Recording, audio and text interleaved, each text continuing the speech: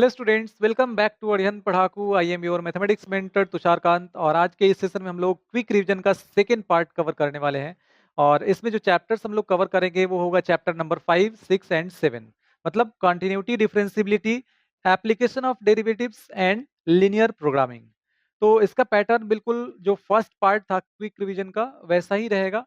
पूरा फोकस हमारा theoretical portion पे इसमें रहेगा और कुछ प्रॉब्लम्स हम लोग करेंगे जो कॉन्सेप्ट्स के एप्लीकेशन को समझने के लिए आपको बताया जाएगा। और ये जो पूरा सेशन होगा इसका पीडीएफ जो होगा उसका लिंक आपको डिस्क्रिप्शन में मिल जाएगा। तो वहाँ से आप डाउनलोड कर सकते हैं, उसको आप सेव कर सकते हैं, बाद में रिवीजन में आपको काम आएगा। ठीक है। और इसके अलावा अगर कुछ और प्रॉब्लम हो आपको या कुछ भी आपको पूछना हो तो आप कमेंट करके पूछ सकते हैं। चलिए तो स्टार्ट करते हैं आज का सेशन। और यहाँ पे मेरे बारे में कुछ डिटेल बताया गया, आप देख सकते हैं इसको। चलिए तो स्टार्ट कर लेते हैं हम लोग अपना chapter number 5, continuity and differentiability. यहाँ पे सबसे पहले हम लोग देखते हैं कि कोई भी फंक्शन किसी पॉइंट पे कंटिन्यूअस कब होता है, उसके लिए कंडीशंस क्या है। तो यहाँ पे at x equal to a पे हम लोग कंटिन्यूटी देख रहे हैं। कोई function f x at x equal to a पे कंटिन्यूअस होगा, इसका मतलब limit x tends to a, f of x equals f of a, ये दोनों इक्वल होंगे एंड ये फाइनाइट होने चाहिए, तभी कंटिन्यूअस होगा। इसको हम लोग ऐसे भी लिख सकते हैं, limit x tends to a minus f of x equals limit x tends to a plus f of x and this is equal to f of a. इसको बोलते हैं हम लोग एल एच एल। ये हो गया आर एच एल एंड ये f of a है। तो L H L equals R H L equals f of a. अगर ये तीनों इक्वल हैं एंड फाइनाइट हैं, इसका मतलब फंक्शन जो है वो एक्स इक्वल टू ए पर कंटिन्यूअस है। अगर अगर ये कंटिन्यूअस नहीं है at x equal to a पे, इसका मतलब डिसकंटिन्यूअस है। ठीक है।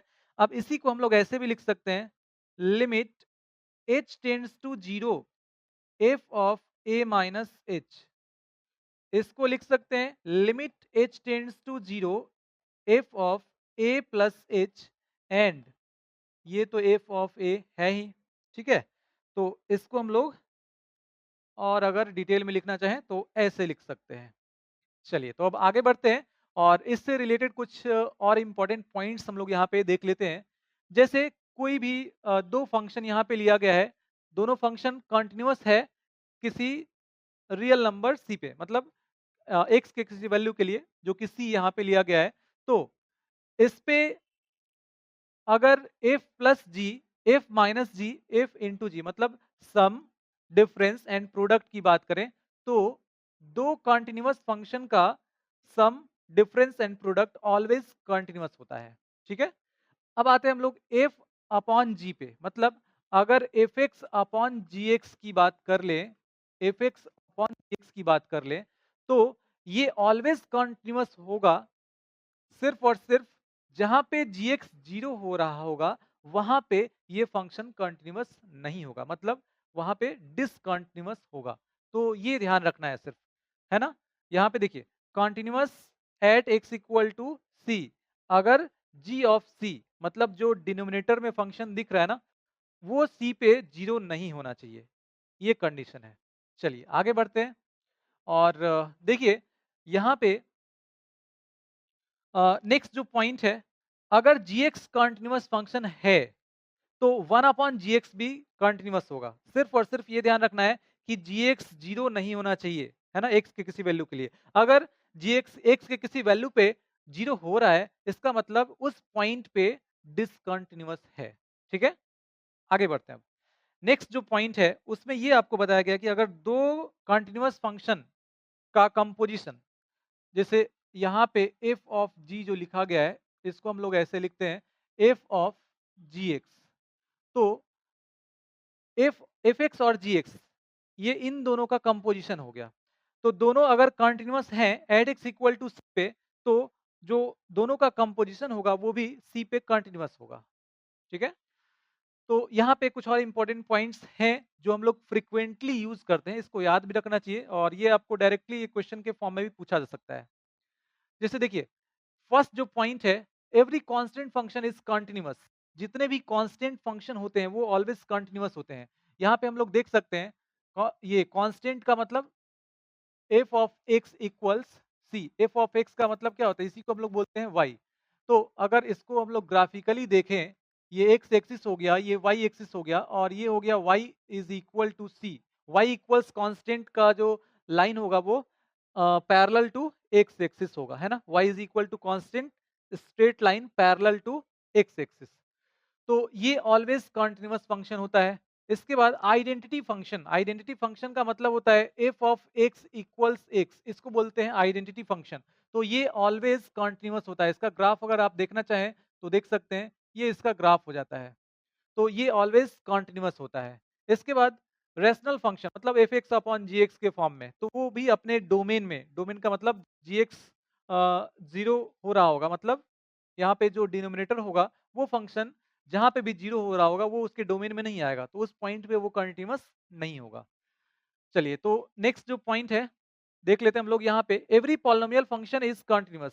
जितने भी पॉलिनोमियल फंक्शन होते हैं वो ऑलवेज कंटिन्यूअस होते हैं।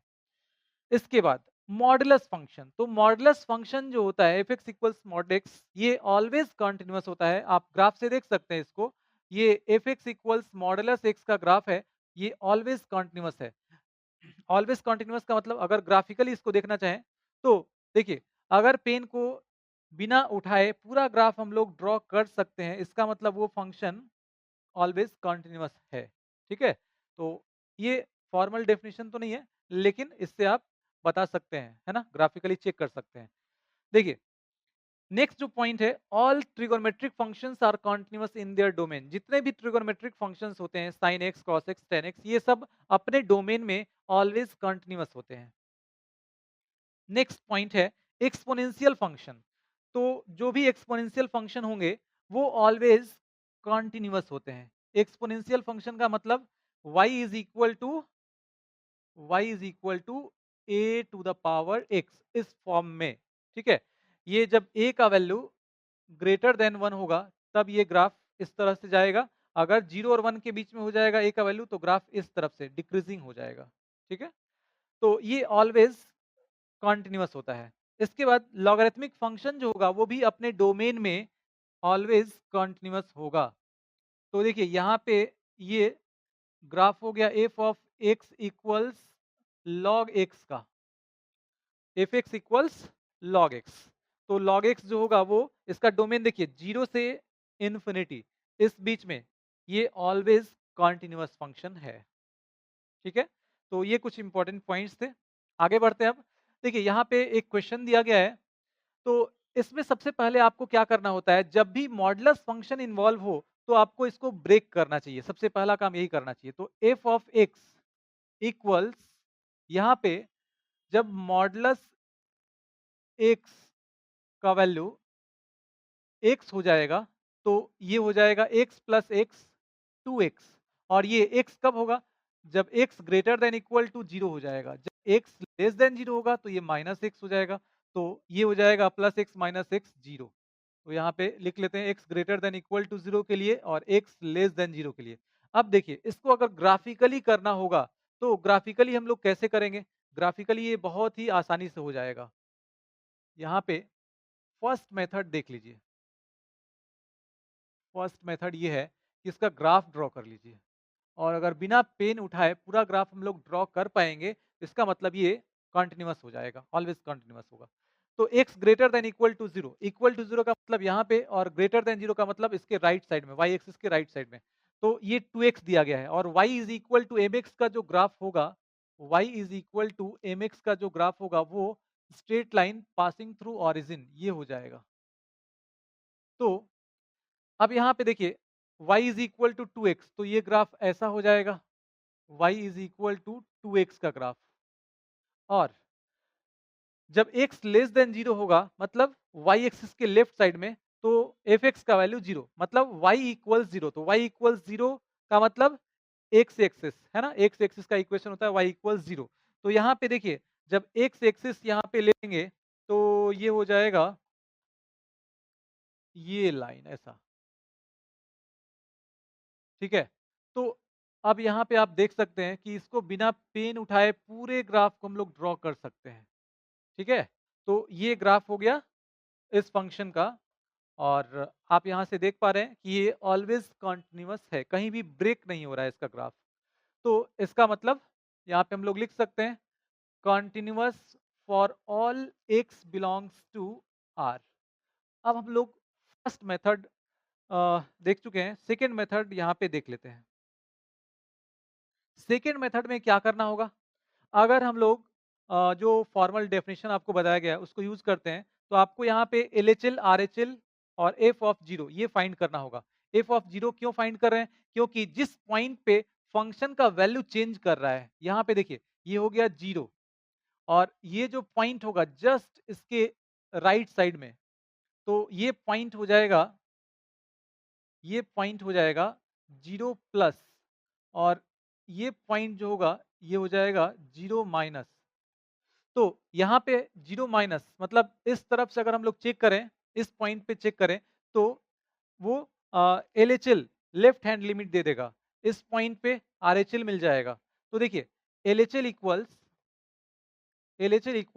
Limit h tends to zero और f of zero minus H.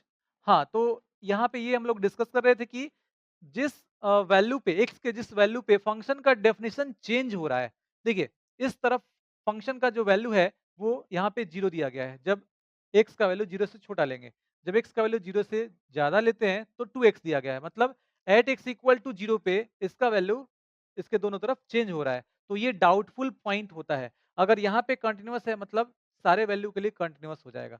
तो सिर्फ हम लोगों को डाउटफुल पॉइंट पे यहाँ पे चेक करना है। तो at x equal to zero पे हम लोग चेक कर रहे हैं, और ये आपको मिल जाएगा limit h tends to zero, और f of zero minus h, जब इनपुट जीरो से कम होगा तो उसके लिए जीरो दिया गया है, मतलब ये वैल्यू आ गया जीरो। इसी तरह से RHL फाइंड कर लेते हैं। तो RHL क्या हो जाएगा? RHL equals limit h tends to zero f of 0 plus h, and this is equal to limit h tends to 0। और यहाँ पे देखिए जब x का वैल्यू 0 से ज़्यादा ले रहे हैं तो फंक्शन 2x हो रहा है, तो 2 इंटू यहाँ पे हो जाएगा h, और h टेंड्स टू 0 तो ये मिल जाएगा 0। इसी तरह से यहाँ पे f ऑफ 0, जब x का वैल्यू 0 ले लेंगे तो ग्रेटर देन और इक्वल टू 0 दोनों के लिए यही है 2x, तो ये हो जाएगा 2 इंटू जीरो, तो यहाँ पे मिल जाएगा 0।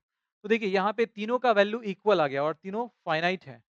तो therefore LHL equals RHL and this is equal to f of 0, मतलब continuous for all x belongs to R, सारे रियल नंबर के लिए, मतलब माइनस इन्फिनिटी से प्लस इन्फिनिटी। ठीक है, इसमें ये कॉन्टिन्यूअस फंक्शन है। तो दोनों मेथड आप यूज कर सकते हैं, आपको जो बेहतर लगे। जल्दी क्वेश्चन करना है, ऑब्जेक्टिव क्वेश्चन है, तो फटाफट इसको यूज कर सकते हैं आप। ठीक है, और ये पूरा डिटेल जो है पूरा प्रोसेस यहाँ पे आपको बता दिया गया। चलिए आगे बढ़ते हैं और नेक्स्ट क्वेश्चन देखते हैं। इस क्वेश्चन में ये दिया गया कि फंक्शन कंटिन्यूअस है तो ए का वैल्यू क्या होगा बताइए। तो देखिए यहाँ पे सबसे पहले हम लोग देख लेते हैं कि जो फंक्शन है वो at x equal to two पे कॉन्टिन्यूअस है। At x equal to two f x is continuous. ठीक है, देयरफॉर LHL इक्वल्स RHL, ऐसा लिख सकते हैं हम लोग। एफ ऑफ टू भी लिख सकते हैं, उसकी जरूरत नहीं है यहाँ पे, LHL RHL से ही मिल जाएगा। तो देखिए LHL LHL क्या हो जाएगा? जब इनपुट जो है वो 2 से कम होगा तो ये दिया गया है AX प्लस 3, तो limit h tends to zero f of 2 minus h, और ये हो जाएगा limit h tends to zero f of 2 plus h, and this is equal to limit h tends to zero f of 2 minus h। तो input यहाँ पे लेना है आपको a और इंटू 2 माइनस h, और यहाँ पे हो जाएगा limit h tends to zero f of 2 plus h है, तो यहाँ पे a square into 2 plus h और माइनस वन ये हो जाएगा। अब इसमें h टेंड्स टू जीरो है तो क्या मिल जाएगा यहाँ से आपको? देखिए यहाँ से आपको मिल जाएगा 2a, ये हो जाएगा 2a, और यहाँ से क्या मिल जाएगा? तो this is equal to 2a² और माइनस 1। अच्छा, यहाँ पे 2a+3 हो जाएगा ना। हाँ, तो 2a+3 है। दैट इम्प्लाइज ये हो जाएगा 2a² माइनस 2a और माइनस 4। यहाँ पे 2 कॉमन हो जाएगा तो a² माइनस ये हो जाएगा a और minus 2 and this is equal to 0। अब इसको फैक्टराइज करेंगे तो यहाँ से आपको क्या मिल जाएगा, -2a प्लस a, मतलब a minus 2 into a plus 1 and this is equal to 0। तो a इक्वल्स 2 एंड -1। a का वैल्यू यहाँ पे आपको मिल गया 2 एंड -1, तो 2 एंड -1 थर्ड ऑप्शन यहाँ पे करेक्ट हो जाएगा। आगे बढ़ते हैं अब।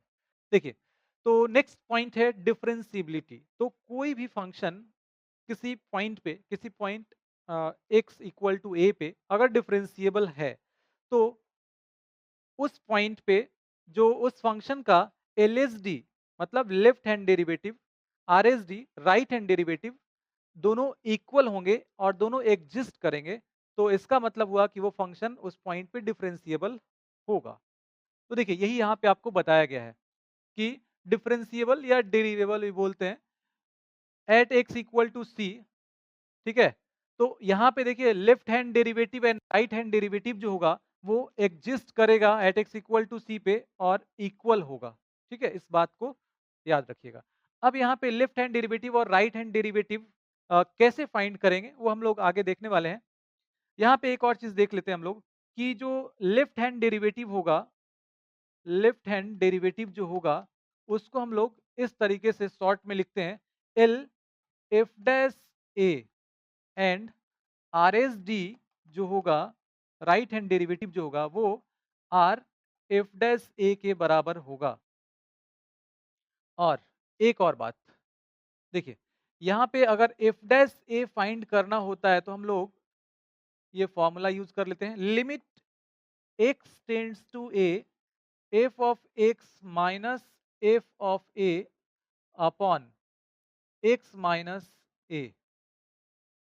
अब इसी में अगर आपको आर एस डी फाइंड करना है तो इसको ए प्लस एच से रिप्लेस कर लीजिए एक्स को, तो यहाँ पे आपको आर एस डी मिल जाएगा। अगर एल एस डी फाइंड करना है तो एक्स को ए माइनस एच से रिप्लेस कर लीजिए। देखिए कॉन्सेप्ट क्या होता है कि ये पॉइंट हो गया ए, इसके जस्ट इस तरफ जो पॉइंट होगा वो ए माइनस एच होगा और जस्ट राइट साइड में जो पॉइंट होगा वो ए प्लस होगा, है ना।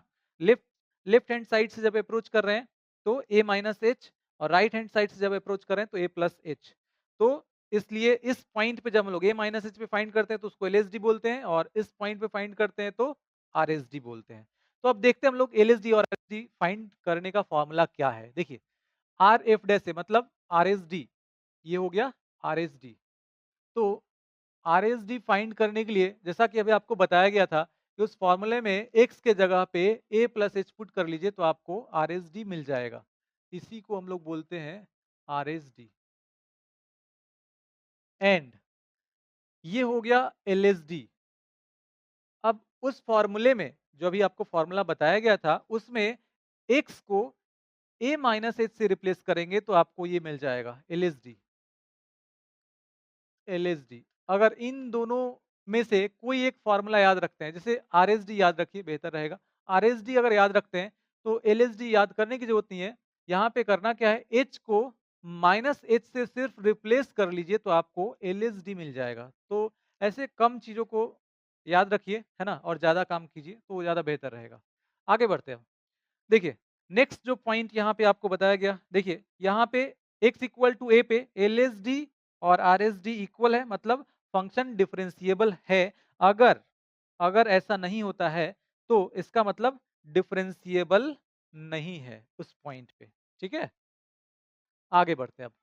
तो यहाँ पे एक काफी इंपॉर्टेंट पॉइंट आपको बताया गया है कि कोई भी डिफरेंशिएबल फंक्शन जो है वो ऑलवेज कॉन्टिन्यूअस होता है। मतलब सारे डिफरेंशिएबल फंक्शंस जो है वो ऑलवेज कॉन्टिन्यूअस होते हैं। ठीक है, लेकिन इसका कन्वर्स जो है वो ट्रू नहीं है। मतलब ऐसा कोई जरूरी नहीं है कि सारे कॉन्टिन्यूअस फंक्शन डिफरेंशिएबल हो ही जाए, है ना। तो कॉन्टिन्यूअस फंक्शन जो होंगे वो डिफरेंशिएबल हो भी सकते हैं, नहीं भी हो सकते हैं। ये पता करने के लिए आपको चेक करना पड़ेगा उसका डिफरेंशिएबिलिटी। ठीक है, तो ये काफ़ी इम्पोर्टेंट पॉइंट है, इसको याद रखना है। कई बार ऑब्जेक्टिव क्वेश्चन में आपसे पूछा जा सकता है ये। चलिए, तो यहाँ पे एक एग्जांपल भी दिखाया गया है, fx is equal to modulus x। ये x इक्वल टू 0 पे कंटीन्यूअस होता है, लेकिन डिफरेंशिएबल नहीं होता है। देखिए ग्राफिकली इसको देख लेते हैं फटाफट। तो इसका ग्राफ जो होगा वो कुछ इस तरह का होगा। देखिए, बिना पेन उठाए इसको पूरा ग्राफ को हम लोग ड्रॉ कर सकते हैं। मतलब ये कंटीन्यूअस है, यहाँ पे 0 होगा x इक्वल टू 0, तो x इक्वल टू 0 पे भी कंटीन्यूअस है। लेकिन जब भी किसी ग्राफ में देखिए शार्प कॉर्नर जहाँ जिस पॉइंट पे बन रहा है, वहाँ पे वो फंक्शन डिफरेंशिएबल नहीं होता है। ये भी एक ग्राफिकली चेक करने का तरीका है, ठीक है? तो ग्राफिकली यहाँ पे देखिए शार्प कॉर्नर, यहाँ पे शार्प एज बन रहा है ना, तो शार्प कॉर्नर यहाँ पे बन रहा है, मतलब ये फंक्शन डिफरेंशिएबल नहीं होगा एट एक्स इक्वल टू 0 पे। तो कंटीन्यूअस है लेकिन डिफरेंशिएबल नहीं है। चलिए आगे बढ़ते हैं अब। तो यहाँ पे कुछ स्टैंडर्ड फंक्शंस के डेरिवेटिव्स लिखे गए हैं जिनको आपको याद रखना चाहिए। इनको हम लोग फ्रीक्वेंटली यूज करते हैं, ठीक है? तो फटाफट इसको देख लेते हैं। देखिए यहाँ पे किसी भी कांस्टेंट का डेरिवेटिव 0 होता है। इसके बाद नेक्स्ट जो पॉइंट है वो x to the power n, मतलब वेरिएबल। ये इंपॉर्टेंट है, ध्यान दीजिएगा यहाँ पे, ये वेरिएबल है। तो वेरिएबल का पावर कांस्टेंट अगर हो, वेरिएबल का पावर अगर कांस्टेंट हो, तो उसका डेरिवेटिव इस फॉर्मूले से आपको फाइंड करना है ना? x to the power n है, तो n x to the power n minus one. लेकिन यहाँ पे एक और बात का ख्याल रखना है कि जो बेस है उसी के रिस्पेक्ट में डिफरेंशिएट कर रहे हैं, तो ये रिजल्ट मिल रहा है। अगर ये बेस चेंज हुआ तो फिर आपको उसके रिस्पेक्ट में डिफरेंशिएट करना होता है। ये आगे हम लोग डिस्कस करेंगे, फंक्शन ऑफ फंक्शन मतलब चेन रूल में डिस्कस करेंगे। अब देखिए नेक्स्ट जो पॉइंट है वो काफ़ी मतलब इंटरेस्टिंग है, काफ़ी आसान भी है, और आप लोगों का फेवरेबल बोल सकते हैं क्योंकि इसको याद रखने की ज़रूरत नहीं है। यहाँ पे अगर e to the power x का डेरिवेटिव पूछा जाए आपसे, या इंटीग्रल पूछा जाए, मतलब उसका इंटीग्रेशन क्या होगा, तो दोनों ही e to the power x होता है। सबसे आसान, इसी को याद करना सबसे आसान रहता है, इसलिए स्टूडेंट का फेवरेट इसको हम लोग बोल सकते हैं। अब देखिए नेक्स्ट जो पॉइंट है, a to the power x. तो a to the power x का जो डेरिवेटिव होता है वो a to the power x log a के बराबर होता है, ठीक है? ये हो गया। इसके बाद नेक्स्ट जो पॉइंट है, हाँ, लॉग एक्स। लॉग एक्स का जो डेरिवेटिव होगा वो 1/x होगा। अब देखिए यहाँ पे एक और चीज ध्यान देना है, बेस में ई दिया गया है। अगर बेस में ई ना हो तब क्या होगा? तो ये चीज काफी यहाँ पे आपको ध्यान रखना है इस बात का, कि अगर बेस कुछ नहीं लिखा गया है क्वेश्चन में, तो आपको बेस समझना है कि ई है, वो अंडरस्टूड है। अगर बेस कुछ और है तो वो लिखा रहेगा। जैसे यहाँ पे बेस ए है, तो इसके लिए इस फॉर्मूला को आप यूज कर सकते हैं, 1/x लॉग ए बेस ई। अदरवाइज आप इसको भी यूज कर सकते हैं, उसी को यूज करके लाया गया है।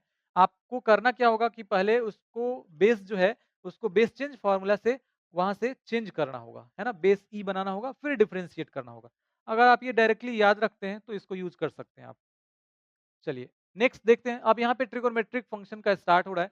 तो ट्रिगोनोमेट्रिक फंक्शंस में जैसे देखिए साइन एक्स का कॉस एक्स का माइनस साइन एक्स। देखिए माइनस आ गया, अब माइनस और भी यहाँ पे दिख रहा है, तो ये थोड़ा सा कंफ्यूजन क्रिएट करता है, कभी कभी कुछ स्टूडेंट्स भूल जाते हैं। इसके लिए एक तरीका बता रहे हैं, बहुत ही आसान होगा आपके लिए याद रखना। कॉस एक्स, देखिए यहाँ पे सी दिख रहा है, मतलब जो भी ट्रिगोनोमेट्रिक फंक्शन सी से स्टार्ट हो रहा है, देखिए कॉसेक एक्स, कॉट एक्स, तो इन सब का डेरिवेटिव जो होगा उसमें माइनस साइन आपको दिखेगा, ठीक है? बस खत्म, इतना ही याद रखना है। बाकी तो ये साइन एक्स का कॉस एक्स का साइन एक्स, ऐसा तो याद है ही आपको। टेन एक्स का सेक स्क्वायर एक्स, इसी तरह से कॉसेक एक्स का minus cosec x into cot x, sec x का sec x into tan x, cot x है तो माइनस कॉसेक स्क्वायर एक्स। आगे बढ़ते हैं और अब हम लोग देखते हैं इनवर्स ट्रिगोनोमेट्रिक फंक्शन का। तो इसमें एक ग्रुप ऐसा बना लीजिए, ग्रुप वाइज इसको याद रख सकते हैं आप। देखिए ये दोनों एक ग्रुप हो गया, ये दोनों एक ग्रुप हो गया, और ये दोनों जो है ये एक ग्रुप हो गया। अब देखिए साइन इनवर्स एक्स का आपको अगर याद है, 1/√1 माइनस एक्स स्क्वायर है साइन इनवर्स एक्स का। तो कॉस इनवर्स एक्स का जो होगा, इसमें माइनस साइन लगा लीजिए तो आपको कॉस इनवर्स एक्स का मिल जाएगा। तो इसको कैसे याद रखना है, किसमें माइनस लगाना है? तो देखिए जिसमें जो भी इनवर्स ट्रिगोनोमेट्रिक फंक्शन सी से स्टार्ट हो रहा है, देखिए उसमें यहाँ पे माइनस दिख रहा है आपको। और बाकी यहाँ पे जो कंडीशंस लिखे गए हैं, तो इसका जो डोमेन होगा जिसके लिए डिफाइंड है, तो वो चीज़ यहाँ पे लिखा गया है। उसको आप याद नहीं भी रखेंगे तो काम चलेगा, ठीक है? तो इन रिजल्ट्स को आपको याद कर लेना है। चलिए आगे बढ़ते हैं अब यहाँ पे कुछ रूल दिए गए हैं डिफरेंशिएशन के।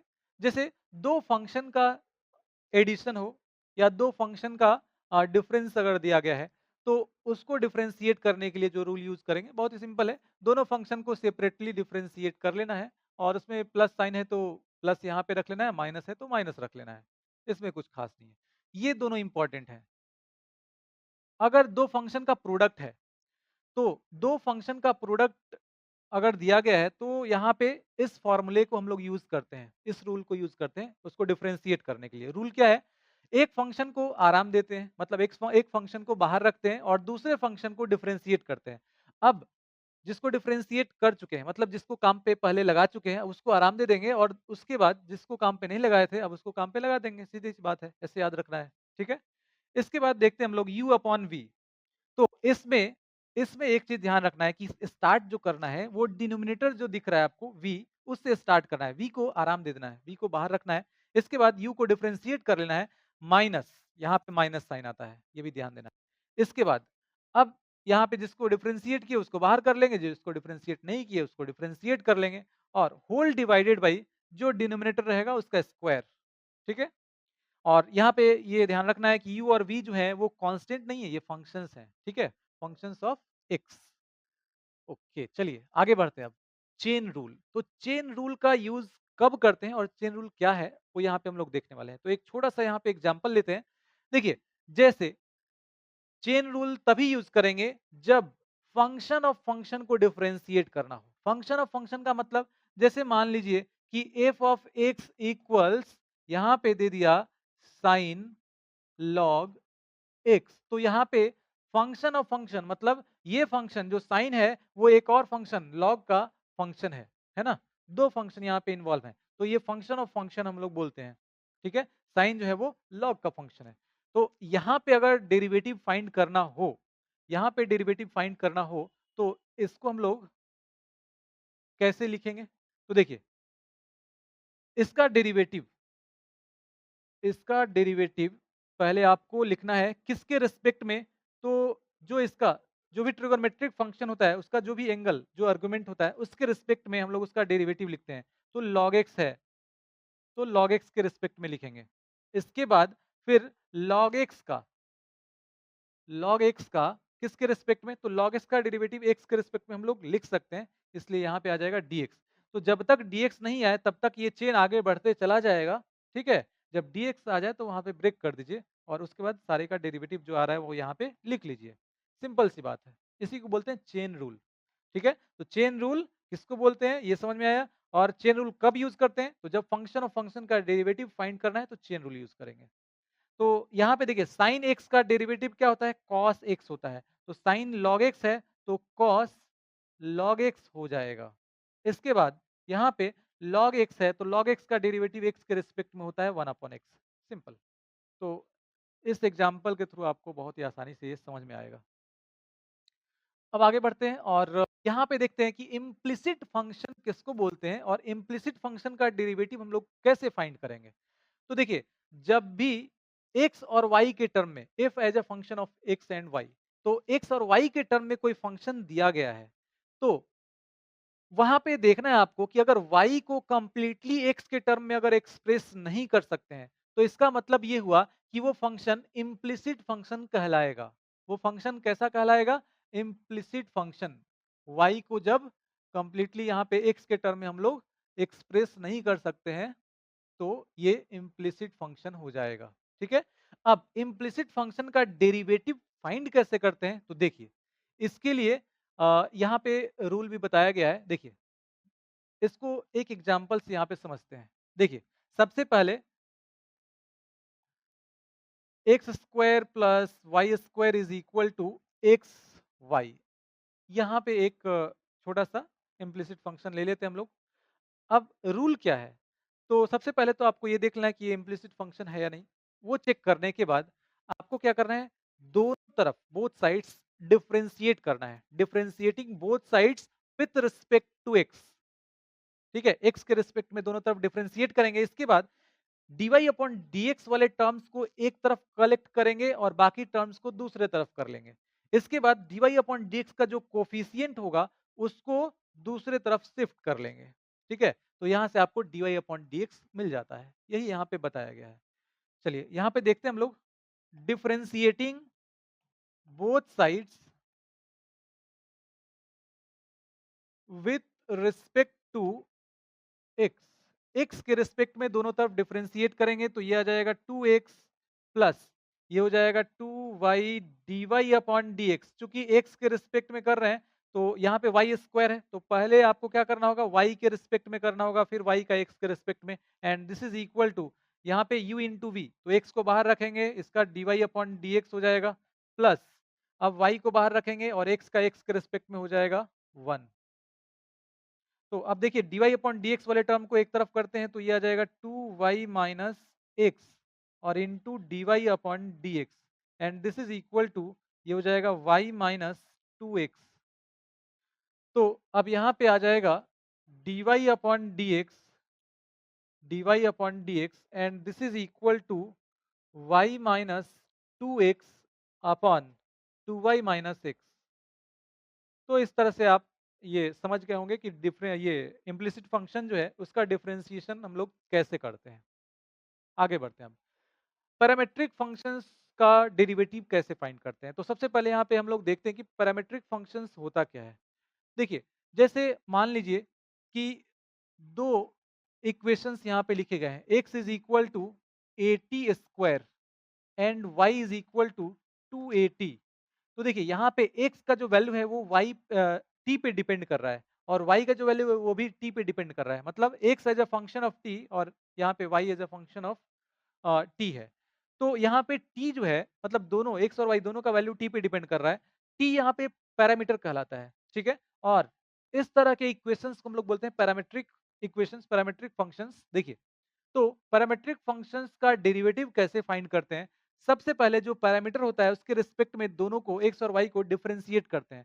तो dx अपॉन dt यहाँ पे हम लोग फाइंड कर लेते हैं और ये t स्क्वायर है तो 2t हो जाएगा, तो ये आ जाएगा 2at एंड यहाँ पे t के रिस्पेक्ट में करेंगे तो ये आ जाएगा 2a, t का t के रिस्पेक्ट में 1। नाउ dy अपॉन dx अब हम लोगों को फाइंड करना है, तो ये होता है dy upon dt divided by dx upon dt। तो dy अपॉन dt ये हो जाएगा 2a और dx अपॉन dt ये है 2at। तो 2a से 2a कैंसिल हो जाएगा, ये आ जाएगा 1 अपॉन t। तो देखिए इस तरह से हम लोग पैरामेट्रिक फंक्शंस का डेरिवेटिव फाइंड करते हैं।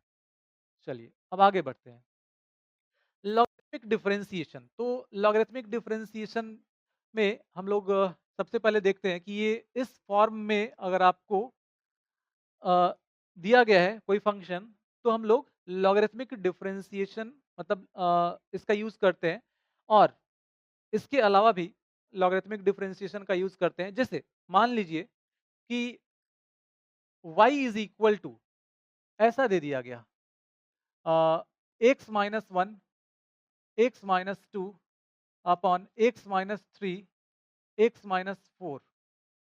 तो इस केस में देखिए यहाँ पे हम लोग लॉगरिथमिक डिफरेंशिएशन का यूज करके सबसे पहले यहाँ पे क्या करते हैं, लॉग लेते हैं। लॉग लेने से फायदा क्या होगा कि ये जो पावर है ये तो सब पे आ जाएगा, फिर इसको log m minus log n पे ब्रेक कर लेंगे और उसके बाद फिर लॉग m इंटू n पे ब्रेक करेंगे, तो ये स्प्लिट होके बहुत ही मतलब सिंपल फॉर्म में आ जाएगा। उसके बाद इसका डेरिवेटिव फाइंड करना आसान होगा।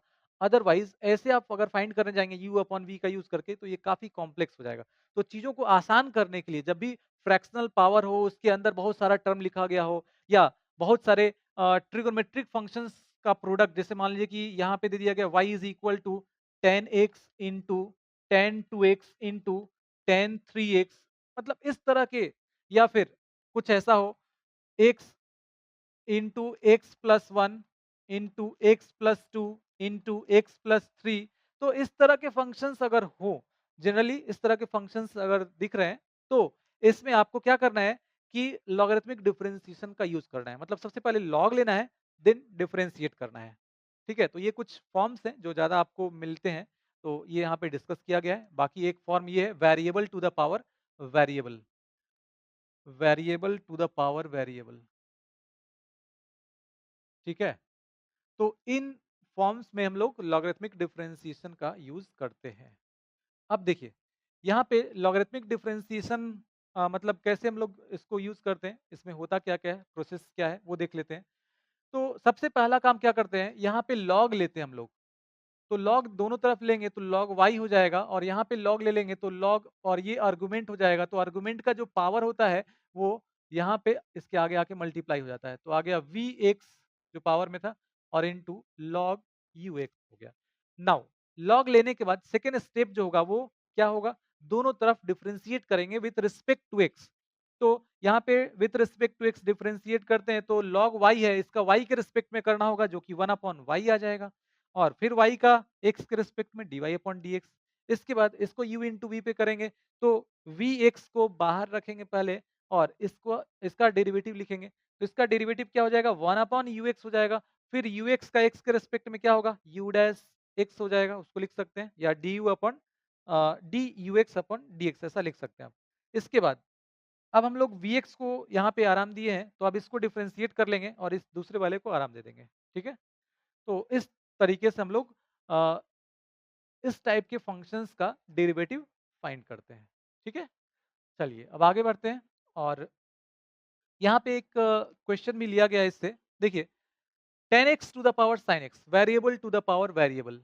तो यहाँ पे dy/dx आपको फाइंड करना है। सबसे पहला काम क्या करना है आपको, लॉग लेना है, taking log both sides, taking log both sides. तो दोनों तरफ जैसे ही आप लॉग लेते हैं तो ये हो जाएगा log y, एंड यहाँ पे आ जाएगा log 10x to the power sin x। इसके बाद अब हम लोगों को क्या करना है, तो इसको सबसे पहले जो इसका आर्गुमेंट है इसके पावर को यहाँ पे लिख लेते हैं हम लोग sin x, और ये हो जाएगा log 10x। अब इसके बाद दोनों तरफ डिफरेंशिएट करते हैं with respect to x। Now differentiating both sides with respect to x, with respect to x। तो x के रिस्पेक्ट में डिफरेंशिएट करने पे ये हो जाएगा 1/y dy/dx, एंड यहाँ पे आ जाएगा sin x को एज इट इज रहने देते हैं, इसको आराम दे देते हैं, और दूसरे को काम पे लगाते हैं, मतलब इसका डेरिवेटिव। तो यहाँ पे आ जाएगा 1/10x, 10x के रिस्पेक्ट में, फिर 10x का x के रिस्पेक्ट में करेंगे तो sec² x प्लस, अब इसको आराम दे देते हैं log 10x, और इसको काम पे लगा देते हैं। sin x का डेरिवेटिव क्या हो जाएगा, cos x हो जाएगा।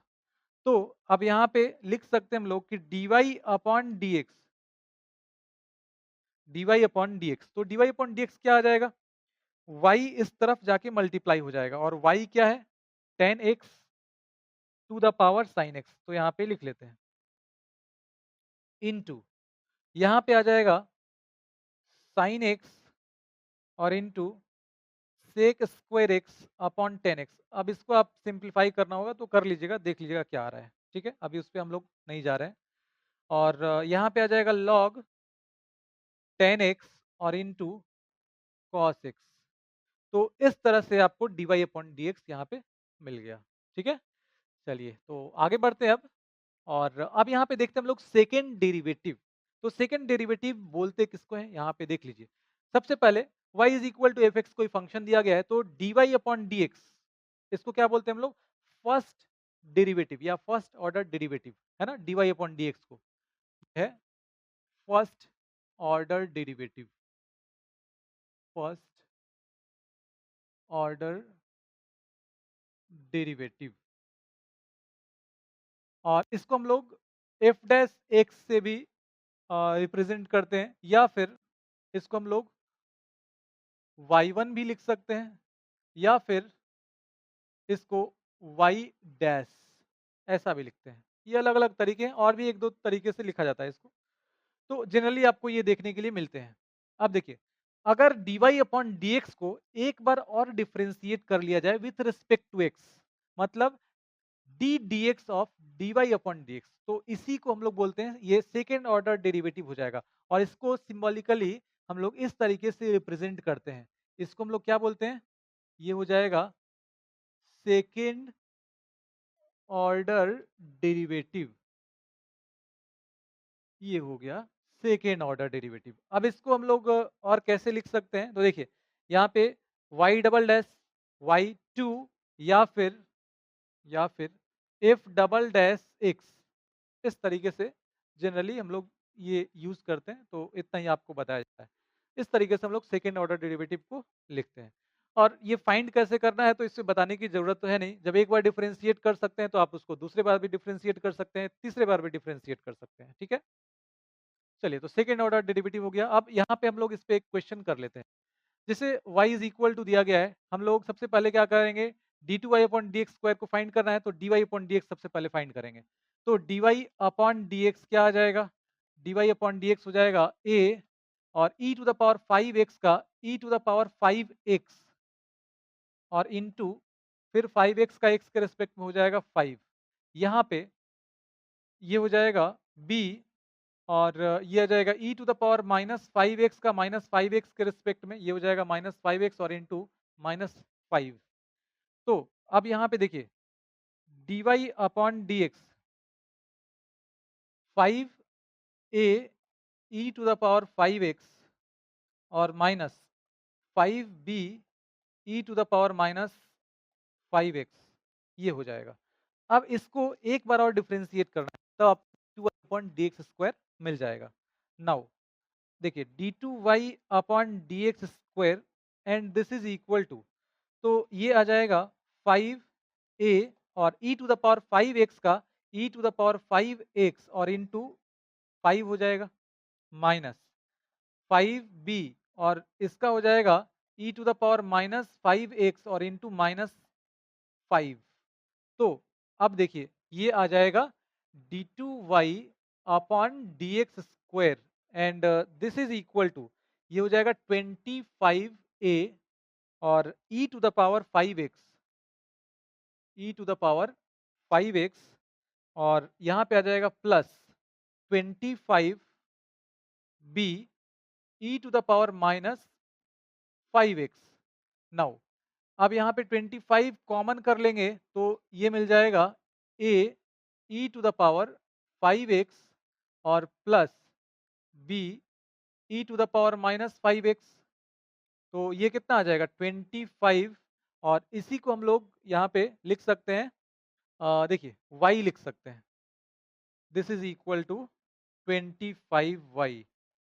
तो ये आपको यहाँ से रिजल्ट मिल गया, d2y upon d x square का वैल्यू मिल गया 25y। तो 25y ये फर्स्ट ऑप्शन देखिए यहाँ पे करेक्ट हो जाएगा। चलिए, तो आगे बढ़ते हैं अब, और अब हम लोग यहाँ पे स्टार्ट करने वाले हैं अपना नेक्स्ट चैप्टर का revision, chapter number 6, application of derivatives, ठीक है। चलिए, तो सबसे पहले यहाँ पे देखते हैं इंक्रीजिंग एंड डिक्रीजिंग फंक्शन, मतलब इसको हम लोग बोलते हैं मोनोटोनिसिटी, है ना, इंक्रीजिंग एंड डिक्रीजिंग फंक्शन या फिर मोनोटोनिक फंक्शन। तो देखिए यहाँ पे सबसे पहले हम लोग देखते हैं कि कोई भी फंक्शन इंक्रीजिंग कब होता है।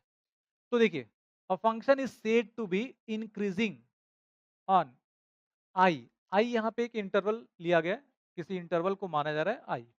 तो यहाँ पे जो इंपॉर्टेंट पॉइंट है वो ये है कि अगर x1 लेस देन x2 हो, x1 का वैल्यू x2 से छोटा हो, तो यहाँ पे f of x1 less than equal to f of x2 है, इसका मतलब ये फंक्शन जो है वो इंक्रीजिंग है, ठीक है। और दूसरा जो पॉइंट है वो है एफ डैश एक्स यहाँ पे ग्रेटर देन इक्वल टू 0 होता है, इंक्रीजिंग फंक्शन के लिए f dash x greater than equal to 0 होता है। तो दोनों पॉइंट को यहाँ पे हम लोग एक बार डिस्कस करते हैं कि ये कैसे हो रहा है, इसके पीछे कॉन्सेप्ट क्या है। तो देखिए अगर कोई फंक्शन, यहाँ पे जो ग्राफ दिया गया है इसमें ही देख लेते हैं। यहाँ पे देखिए अगर यहाँ पे कोई वैल्यू लेते हैं, यहाँ पे x1 और यहाँ पे ले लेते हैं x2। तो देखिए ये मिल जाएगा f ऑफ x1 और ये मिल जाएगा f ऑफ x2 यहाँ पे, ठीक है? तो देखिए जब x1 less than x2, x1 यहाँ पे इसके लेफ्ट साइड में तो इससे छोटा होगा, तो x1 लेस देन x2, तो f of x1 less then f of x2 मिल रहा है।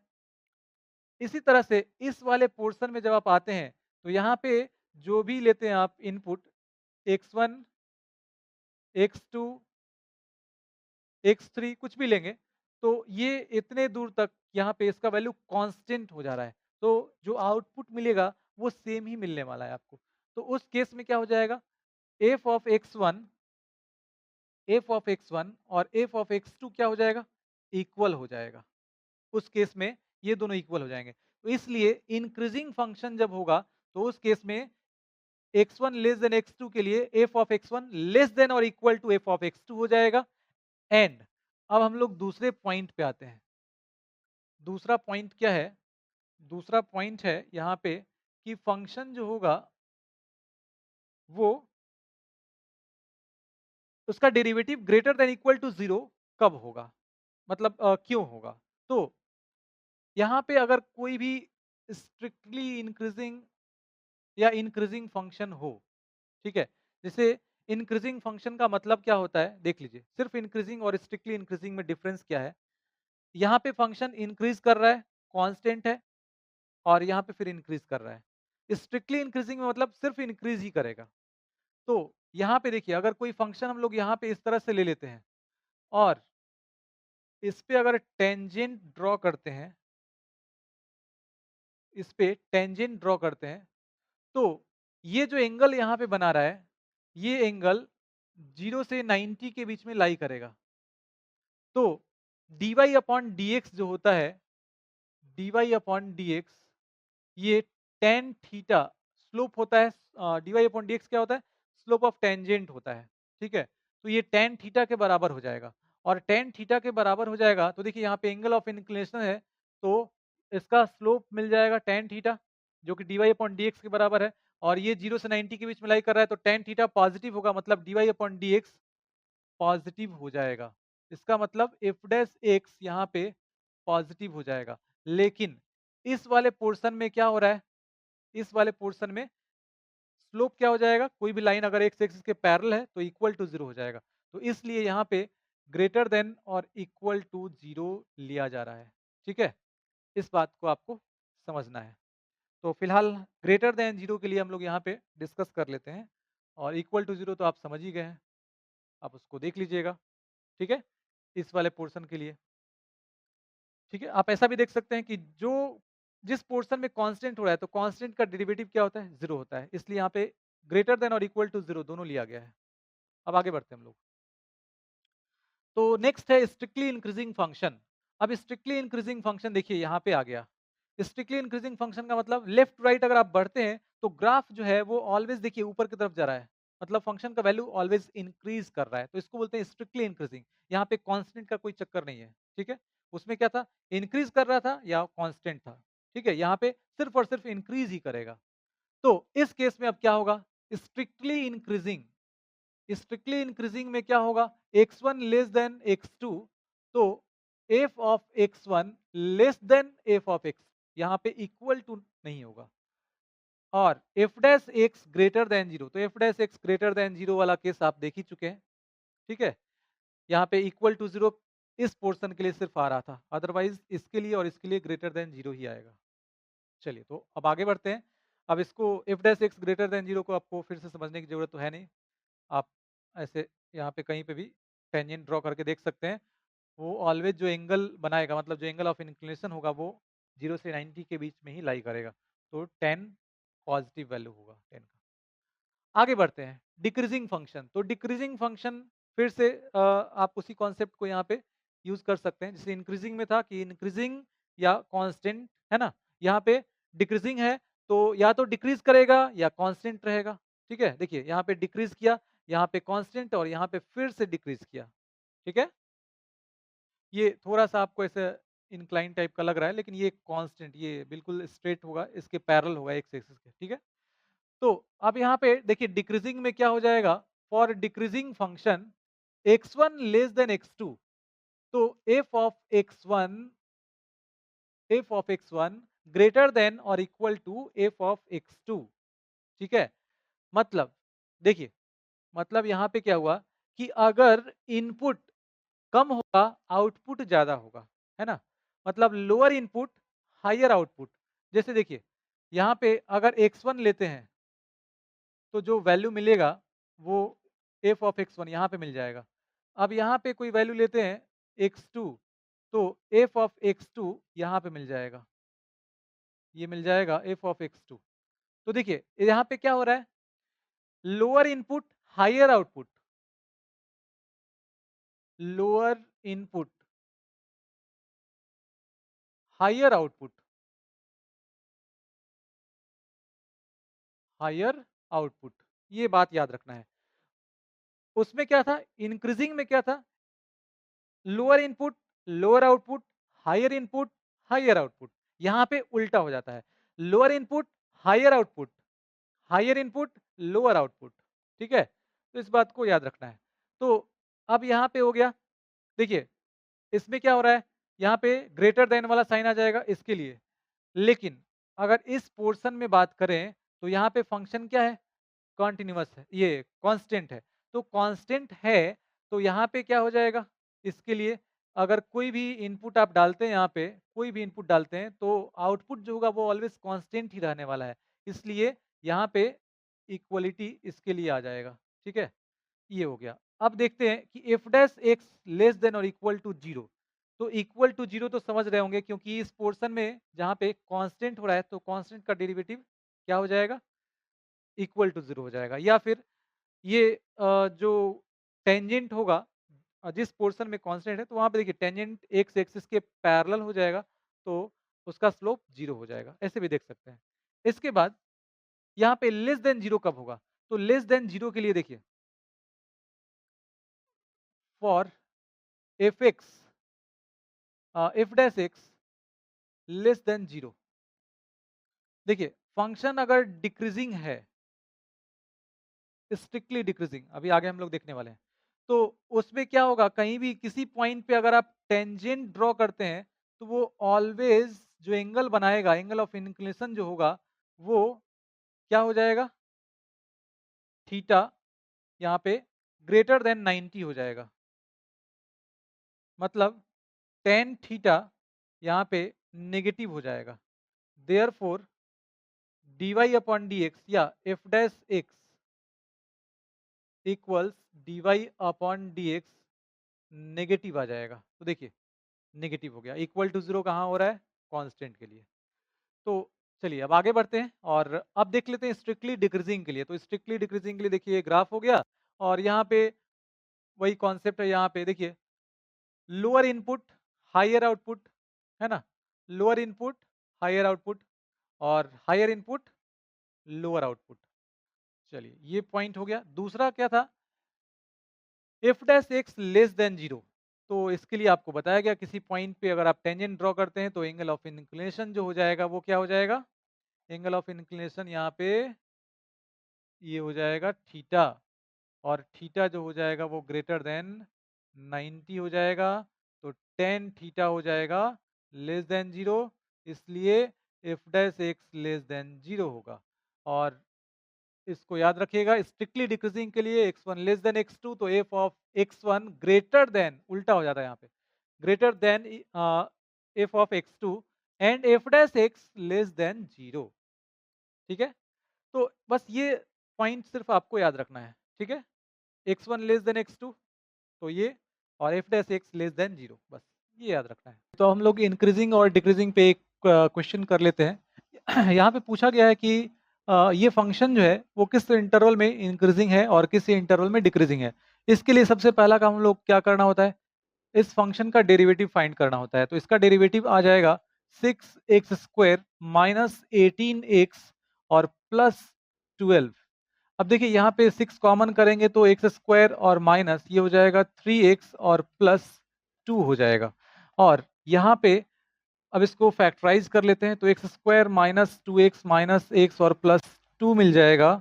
ये हो जाएगा x और -2 और इनटू यहाँ पे आ जाएगा x माइनस 1, ये मिल जाएगा। तो अब क्या करते हैं, इफ डैश x इक्वल्स 0 पहले कर लेते हैं। तो इफ डैश x इक्वल्स 0 करने पे आपको एफ एक्स ये x का जो वैल्यू मिलेगा वो 1 और 2 मिल जाएगा। अब यहाँ पे आपको करना क्या है, चलिए यहाँ पे इसको ड्रॉ कर लेते हैं। नंबर लाइन पे इन नंबर्स को जो यहाँ पे x के वैल्यूज मिले हैं उनको इंक्रीजिंग ऑर्डर में मार्क करना है, तो 1 2। अब इसके बाद क्या करना है, तो क्वाड्रेटिक का साइन स्कीम यहाँ पे आपको लिख लेना है। तो क्वाड्रेटिक का साइन स्कीम यहाँ पे कैसे लिखेंगे, दोनों रूट के बीच में देखना है, साइन एक्स स्क्वायर का कोफिशिएंट पॉजिटिव है तो दोनों रूट के बीच में नेगेटिव साइन, इसका जस्ट ऑपोजिट साइन यहाँ पे लिखते हैं और इधर सेम साइन। अगर कुछ और रहता यहाँ पे क्यूबिक या कुछ और अलग तरह का फंक्शन होता, तो उसके लिए हम लोग क्या करते हैं, इसके जस्ट राइट साइड में कोई एक इंटीजर, कोई एक नंबर आप यहाँ पे पुट करके देख लीजिए पॉजिटिव मिल रहा है कि नेगेटिव, और वो मार्क कर लीजिए और अल्टरनेट चेंज करते चले जाइए।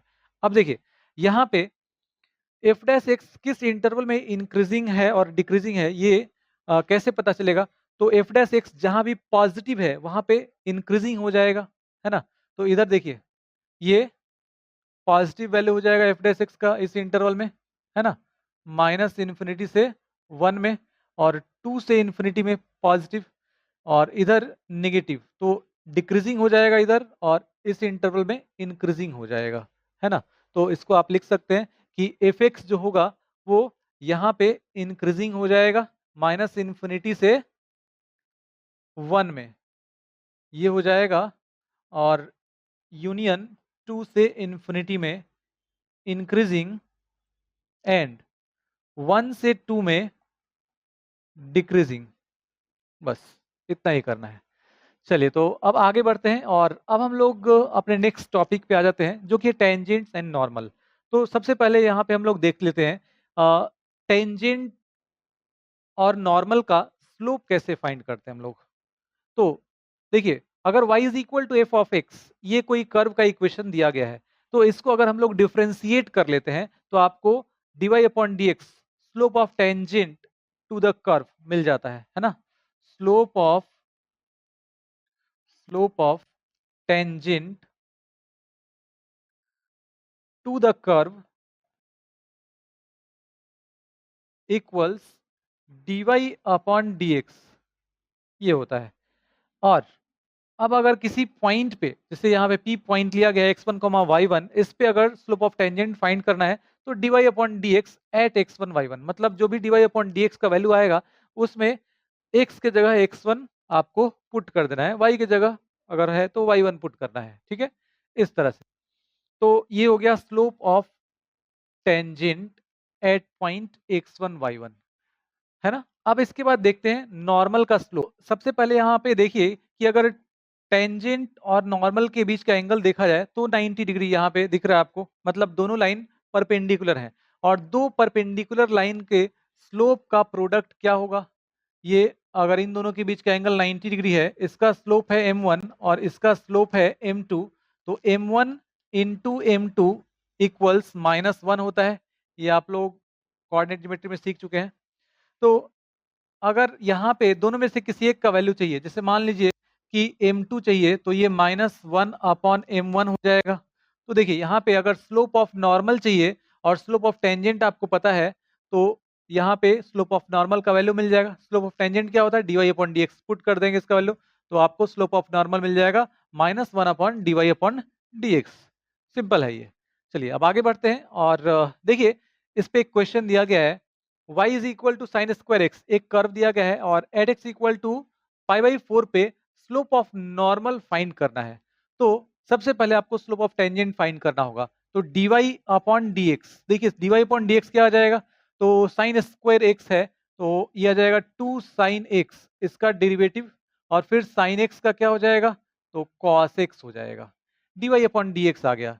Now dy upon d x at x equal to π/4, तो x इक्वल टू π/4 पे ये मिल जाएगा 2 इंटू साइन π/4 और इंटू कॉस पाई/4, यह आ जाएगा 2 इंटू 1/√2 इंटू 1/√2 साइन 45 और कॉस 45 1/√2, तो ये हो जाएगा कितना, √2 इंटू √2, 2 हो जाएगा, 2 से 2 कैंसिल हो जाएगा, आ जाएगा 1।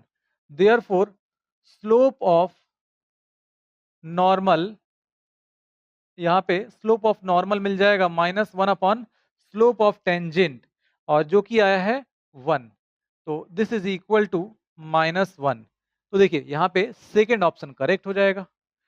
अब आगे बढ़ते हैं और अब देखते हैं यहाँ पे equation of tangent and normal. तो टेंजेंट, देखिए टेंजेंट है क्या, बहुत ही सिंपल बात है। टेंजेंट एक स्ट्रेट लाइन है ना, और स्ट्रेट लाइन का इक्वेशन हम लोग लिखना जानते हैं। अगर स्लोप और एक पॉइंट पता है तो इसका इक्वेशन क्या हो जाएगा, y minus y1 equals m into x minus x1, ये होता है इक्वेशन ऑफ स्ट्रेट लाइन, है ना, equation of straight line in slope point form, slope point form. तो अब देखिए यहाँ पे एक पॉइंट दिया गया है x1 y1, तो इस पे स्लोप मिल जाएगा आपको dy/dx एट x1 y1, इससे स्लोप मिल जाएगा। और ये एक पॉइंट पता है तो m के जगह पे ये dy/dx eight x1 y1 slope put कर दिया गया, और ये पॉइंट x1 y1 है तो y minus y1 equals m into x minus x1 है, इससे ये इक्वेशन मिल जाएगा। सिंपल है, तो इसको रटने की जरूरत नहीं है, बस समझ लेना है। चलिए अब देखते हैं स्लोप, ये इक्वेशन ऑफ नॉर्मल। तो इक्वेशन ऑफ नॉर्मल में क्या होगा, x1 y1 पॉइंट तो वही रहेगा, है ना, जैसे ये हो गया टेंजेंट एट x1 y1, तो इस पे नॉर्मल हो गया ये, तो x1 y1 पे ये हो गया नॉर्मल। अब पॉइंट वही रहेगा, सिर्फ स्लोप क्या हो जाएगा, क्योंकि ये नॉर्मल हो गया तो इसका स्लोप क्या आ जाएगा, -1/dy/dx, तो स्लोप को इससे रिप्लेस कर देना है, बस सीधी सी बात है। तो देखिए इस क्वेश्चन में आपसे क्या पूछा गया है, टेंजेंट, यहाँ पे बोला गया है कि tangent to the curve y is equal to e⁻²x at point this meets x axis at, x axis जो है उस पे उसको किस पॉइंट पे इंटरसेक्ट कर रहा है ये टेंजेंट। तो सबसे पहले टेंजेंट का इक्वेशन लिखना होगा, तो सबसे पहले यहाँ पे स्लोप फाइंड कर लेते हैं dy/dx से, तो e⁻²x का e⁻²x हो जाएगा, और 2x का फिर x के रिस्पेक्ट में 2, तो यहाँ पे 2 लिख लेते हैं। अब dy/dx एट 0,1 ये फाइंड कर लेते हैं, तो x का वैल्यू 0 पुट कर लेंगे तो 2 e⁻0 and this is equal to 2, ये हो गया। अब यहाँ पे इस पॉइंट पे टेंजेंट का इक्वेशन क्या हो जाएगा, तो इक्वेशन ऑफ टेंजेंट एट 0,1 यह आ जाएगा y minus y1 equals slope 2 आया है और x माइनस x1, तो देखिए यहां से मिल जाएगा 2x, और ये हो जाएगा y इधर जाएगा -y एंड -1 इधर आएगा +1 and this is equal to 0। तो ये आपको इक्वेशन मिल गया टेंजेंट का। अब यहाँ पे क्या करना है, देखिए बोल रहा है कि एक्स एक्सिस को किस पॉइंट पे मीट कर रहा है या इंटरसेक्ट कर रहा है। तो यहाँ पे आपको क्या करना है, पुट एक्स एक्सिस पे वाई कोऑर्डिनेट 0 होता है, तो वाई पुट कर लीजिए, तो यहाँ पे आपको मिल जाएगा 2x + 1 equals 0, that is x equals -1/2। तो -1/2 हो गया, तो पॉइंट यहाँ से आपको क्या मिल गया, यहाँ से रिक्वायर्ड पॉइंट आपको मिल गया -1/2, -1/2, देखिए सेकेंड ऑप्शन यहाँ पे करेक्ट हो जाएगा। हमारा नेक्स्ट टॉपिक है मैक्सिमा एंड मिनिमा, और इसमें सबसे पहले हम लोग देखते हैं मैक्सिमम और मिनिमम वैल्यू का क्या कॉन्सेप्ट है। जैसे यहाँ पे देखिए अगर कोई इंटरवल लिया गया है, यहाँ पे जो इंटरवल लिया गया है उसको आई बोल रहे हैं हम लोग, तो किसी भी इंटरवल में जैसे अगर हम लोग देखें तो इसको, ये दो पॉइंट है, इसको ए और बी मान लेते हैं। इस इंटरवल में एक्स के किसी वैल्यू की अगर बात करें तो जो सी पे, एक्स इक्वल टू सी पे जो फंक्शन का वैल्यू मिल रहा है वो एफ ऑफ सी मिल रहा है। इसके अलावा किसी भी वैल्यू के लिए जो एफ एक्स का वैल्यू मिलेगा वो ऑलवेज क्या होगा, कम होगा इससे, है ना। जैसे यहाँ पे देखिए ये अगर वैल्यू हम लोग देखें तो ये हो जाएगा f of c minus h, ठीक है, इसी तरह से f of c plus h, है ना। ये यहाँ पे मिल जाएगा। तो जितने भी x के वैल्यूज़ हैं, वो उन पे fx का जो वैल्यू मिलेगा वो f ऑफ c से कम मिलेगा। मतलब f ऑफ c सबसे ज़्यादा होगा। तो यहाँ पे देखिए f ऑफ c जो हो जाएगा वो मैक्सिमम वैल्यू हो जाएगा, है ना? और c जो पॉइंट हो जाएगा वो पॉइंट ऑफ मैक्सिमा ऐसा बोल सकते हैं, ठीक है? चलिए तो अब आगे बढ़ते हैं और देखते हैं मिनिमम वैल्यू। तो मिनिमम वैल्यू में देखिए, मिनिमम वैल्यू का भी कॉन्सेप्ट यही है। अगर यहाँ पे हम लोग देखें फंक्शन का जो वैल्यू है f ऑफ c है। अब इस इंटरवल में किसी भी x के वैल्यू के लिए देखिए तो f ऑफ यहाँ पे देखिए, यहाँ पे जो fx का वैल्यू मिलेगा वो इससे ज़्यादा हो जाएगा। यहाँ पे देखिए इससे ज़्यादा हो जाएगा, यहाँ पे भी इससे ज़्यादा हो जाएगा। तो हर केस में आप देख रहे हैं कि f ऑफ c का जो वैल्यू होगा वो कम मिल रहा है ना? मतलब सबसे कम f ऑफ c का वैल्यू है। तो f ऑफ c जो होगा वो always less than equal to f of x हो जाएगा, है ना? जब x का वैल्यू c लेंगे तब इक्वल टू हो जाएगा, अदरवाइज हमेशा लेस देन होगा। तो देखिए यहाँ पे f of c less than और equal to f of x होगा। तो f ऑफ c जो हो जाएगा वो मिनिमम हो जाएगा इस केस में, और ये हो जाएगा c जो होगा इस पॉइंट पे मिनिमम वैल्यू मिल रहा है इस इंटरवल में, ठीक है? चलिए तो ये हो गया मिनिमम वैल्यू का कॉन्सेप्ट। यहाँ पे देखते हैं लोकल मैक्सिमा और लोकल मिनिमा किसको बोलते हैं। तो देखिए लोकल मैक्सिमा, इसके लिए यहाँ पे एक ग्राफ आपको दिखाया गया है, ठीक है? इसमें सिर्फ इतना ही याद रखना है, जैसे मान लीजिए कि ये ग्राफ है, ठीक है? अगर C के लेफ्ट साइड में आप देखते हैं, तो ये ग्राफ जो है स्ट्रिक्टली इंक्रीजिंग दिख रहा है। स्ट्रिक्टली इंक्रीजिंग में क्या होता है? f dash x always positive होता है। इसी तरह से इस तरफ देखिए राइट साइड में ये ग्राफ जो है डिक्रीज कर रहा है, ये ग्राफ नीचे की तरफ जा रहा है, मतलब फंक्शन जो होगा वो डिक्रीजिंग हो जाएगा। तो f डैश x का जो वैल्यू होगा स्ट्रिक्टली डिक्रीजिंग है, तो लेस देन 0 हो जाएगा। और इस पॉइंट पे, है ना, इस पॉइंट पे क्या होगा, अगर टेंजेंट ड्रॉ करेंगे तो x एक्सिस के पैरेलल आएगा, मतलब स्लोप वहां पे 0 हो जाएगा।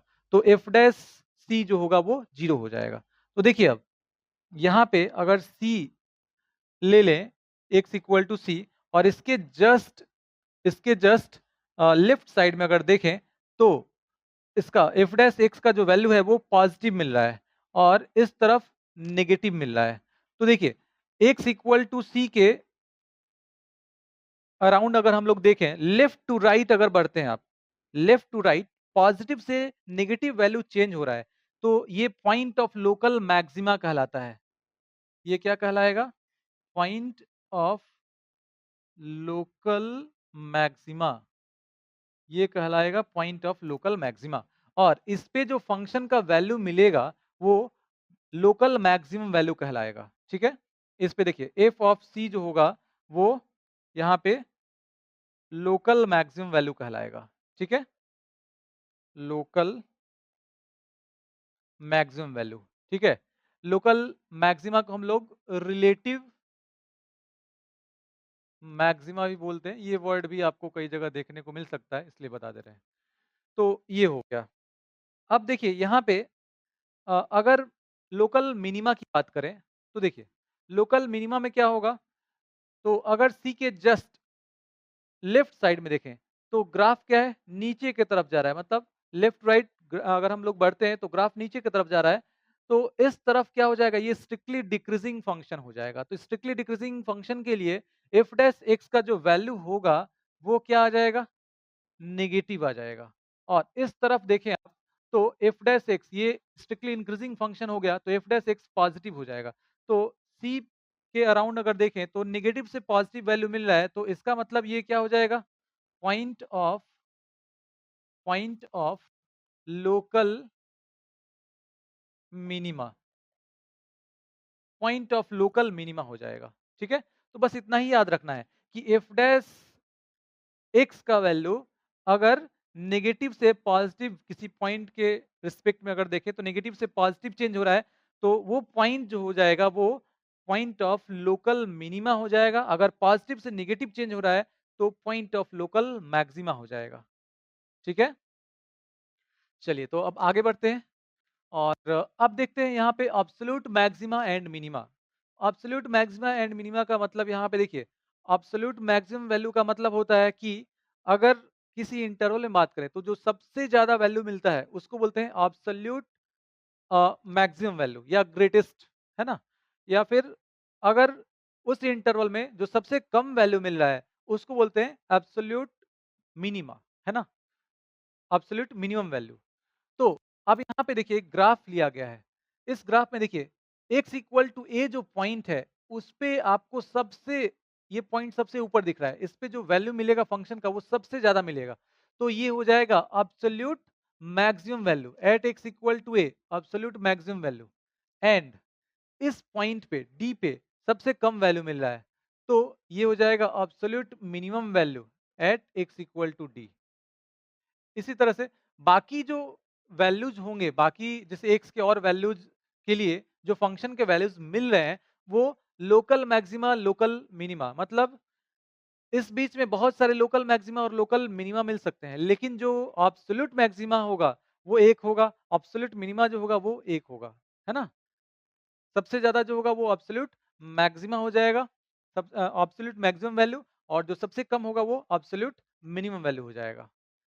चलिए, तो अब यहाँ पे देखते हैं हम लोग क्रिटिकल पॉइंट। क्रिटिकल पॉइंट किसको बोलते हैं? तो फंक्शन का वैल्यू जिस पॉइंट पे उसका डेरिवेटिव, फंक्शन का जो डेरिवेटिव है, मतलब एफ डैश एक्स का वैल्यू एक्स के जिस वैल्यू के लिए जीरो हो रहा है ना, या एक्स के जिस वैल्यू पे अनडिफाइंड हो रहा है, ठीक है? तो एक्स के वो वैल्यू जो है वो क्रिटिकल पॉइंट्स कहलाते हैं, ठीक है? यही यहाँ पे बताया गया है। चलिए, तो अब आगे बढ़ते हैं और देख लेते हैं point of inflection. Point of inflection किसको बोलते हैं?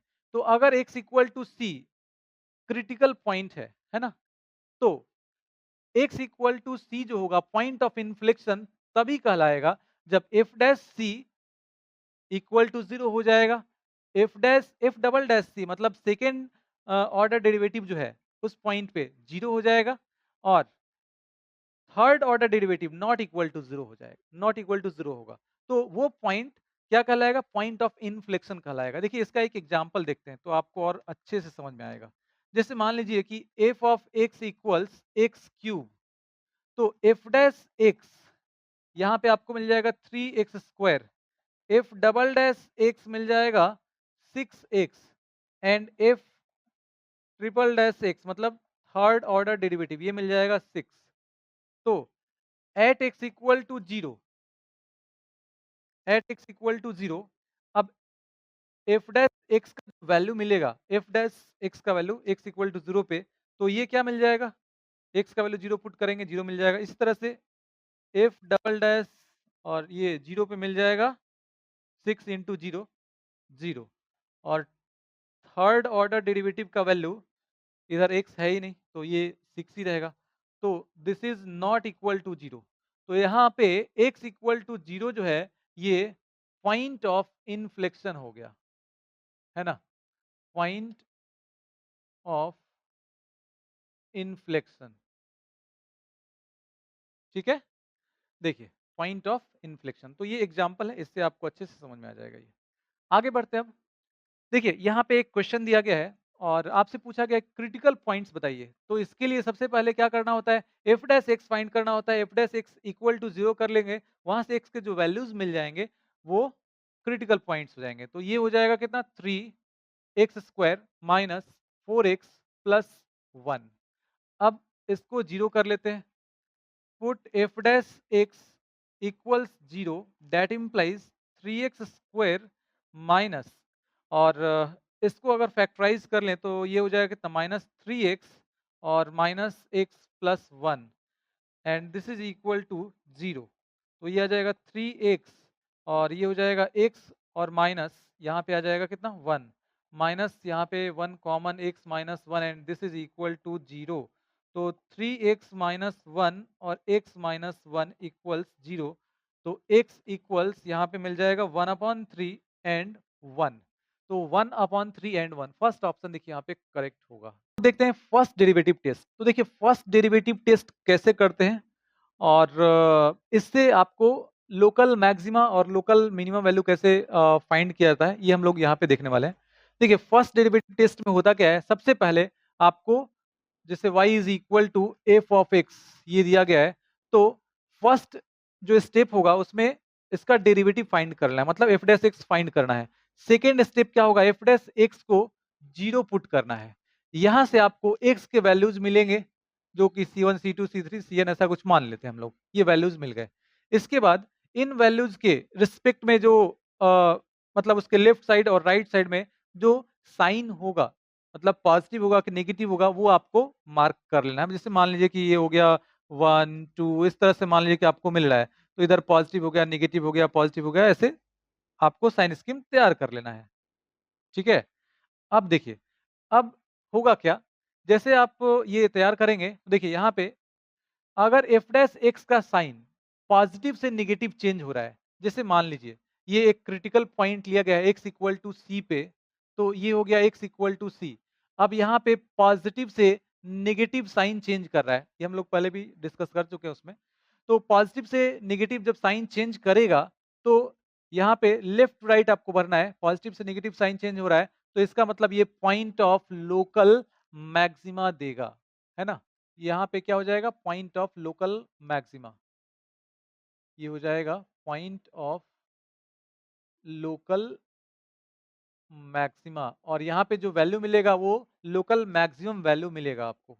ठीक है, तो देखिए यही लिखा गया है यहाँ पे, C इज रिलेटिव मैक्सिमा मतलब local maxima, and F of C is relative maximum value.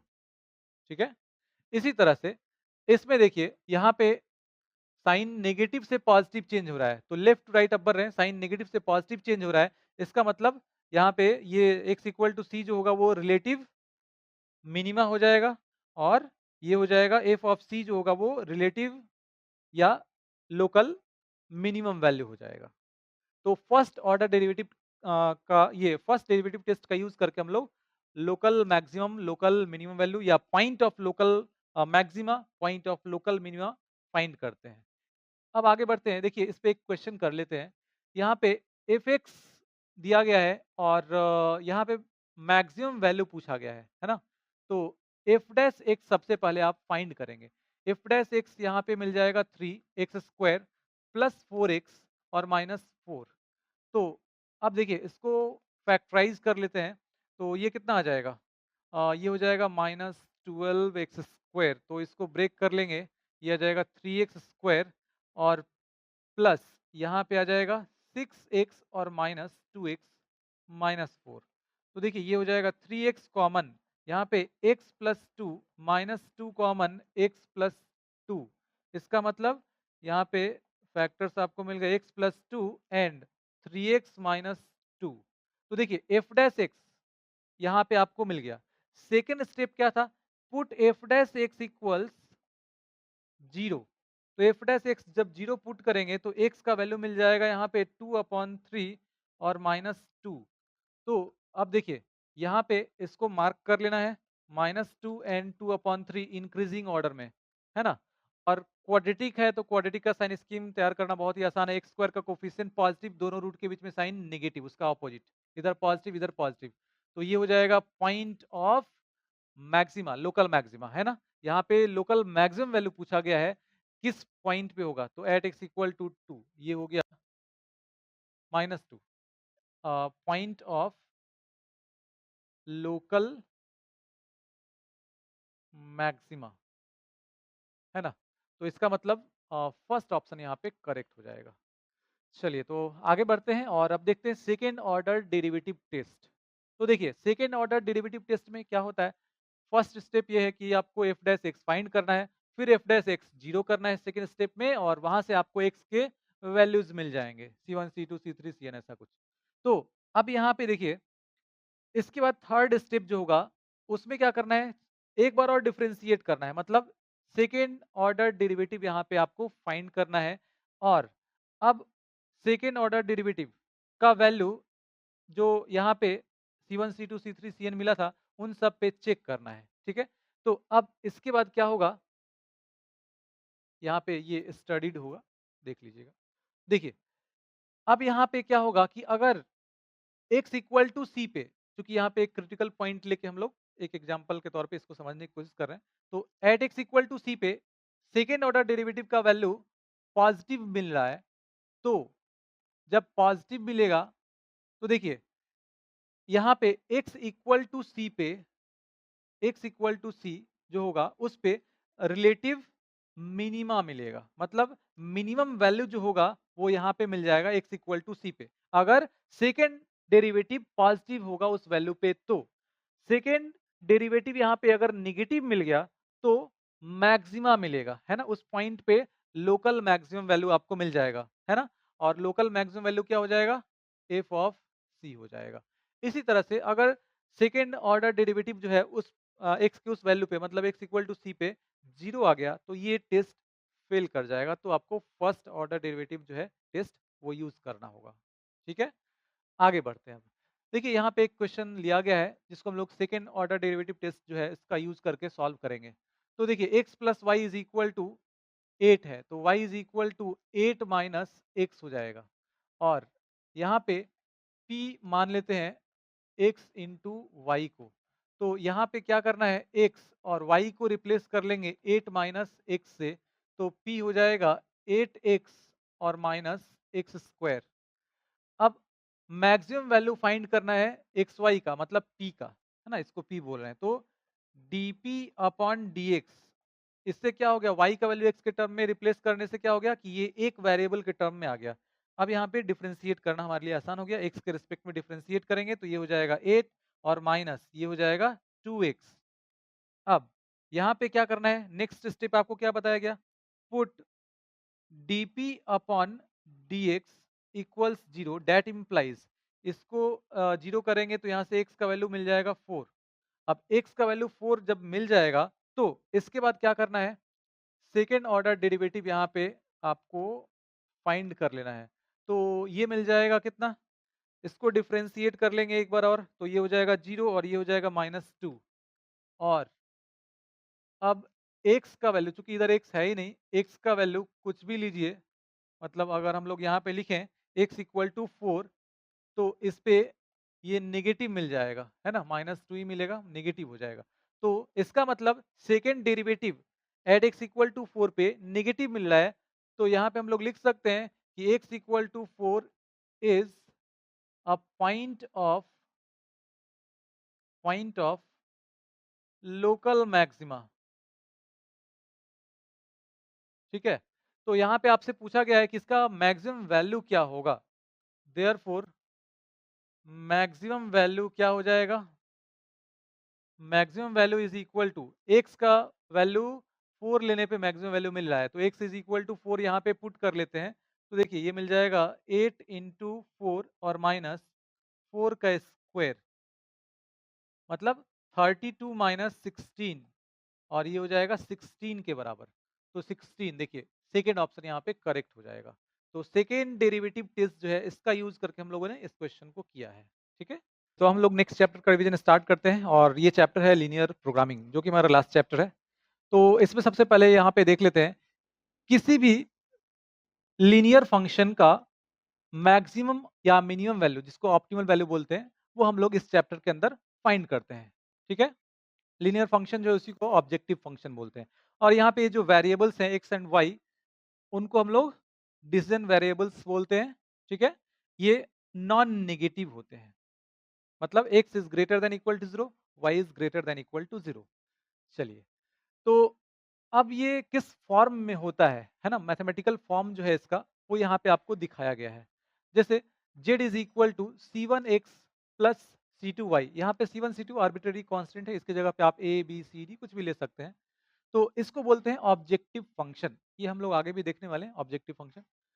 यहाँ पे कॉन्स्टेंट्स, ये जो इनइक्वालिटीज दिए गए इसी को हम लोग बोलते हैं कॉन्स्टेंट्स। ठीक है, और नॉन नेगेटिव रिस्ट्रिक्शंस जो हैं, नॉन नेगेटिव रिस्ट्रिक्शंस वो हैं x is greater than equal to 0 and y is greater than equal to 0, ये ऑलवेज नॉन नेगेटिव होते हैं।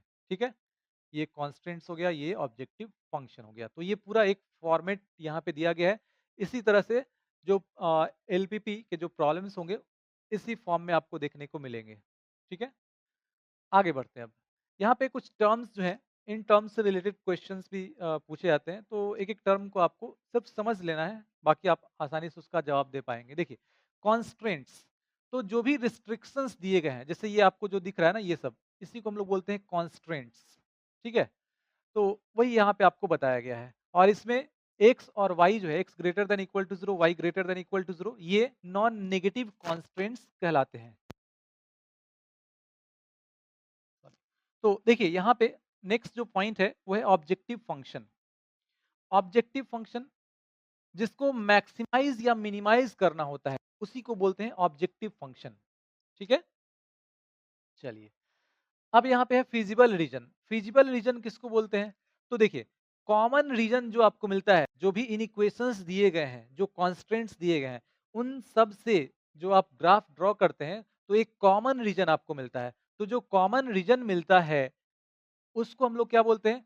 Feasible region. ठीक है, इसके बाद फिजिबल सॉल्यूशन। तो जो कॉमन रीजन आपको मिलेगा उसके अंदर या उसके बाउंड्री पे, जैसे मान लीजिए कि यहाँ पे ये एक फिजिबल रीजन यहाँ पे आपको मिल गया। तो अब इसका ये बाउंड्री हो गया और इसके अंदर ये पूरा ये इसका अंदर का पार्ट हो गया, है ना?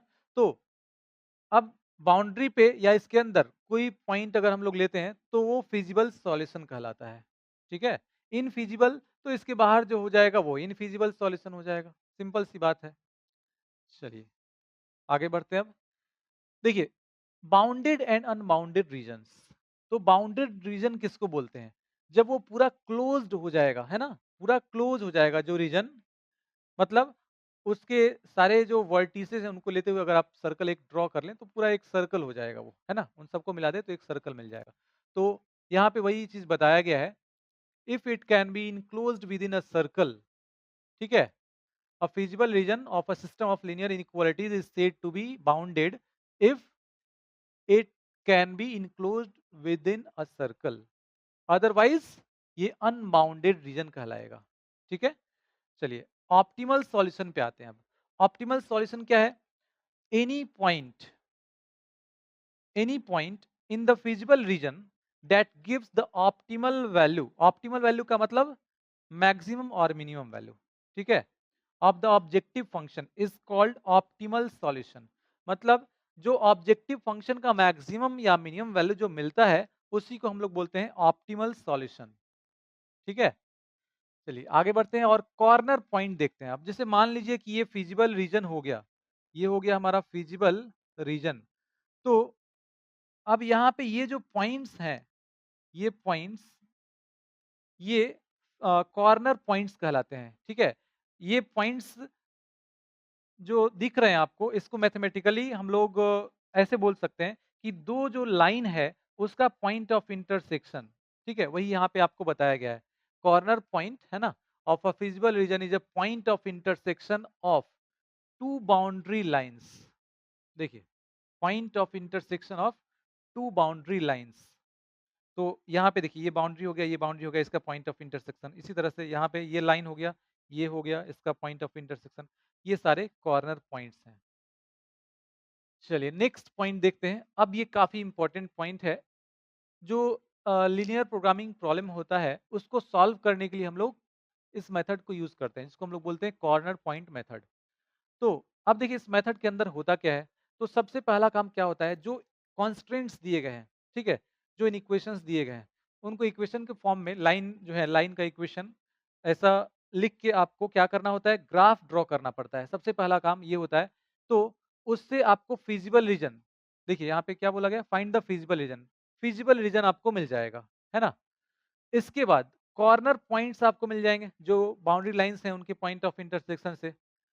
अब आपको कॉर्नर पॉइंट्स के कोऑर्डिनेट्स यहाँ पे, जैसे मान लीजिए कि ये हो गया, कॉर्नर पॉइंट्स के कोऑर्डिनेट्स जो हैं वो लिखने हैं। तो कई बार क्या होगा, जैसे मान लीजिए कि एक्स एक्सिस को, वाई एक्सिस को, यहाँ पे देखिए वाई एक्सिस हो गया, ये एक्स एक्सिस हो गया, इसको इंटरसेक्ट कर रहा है।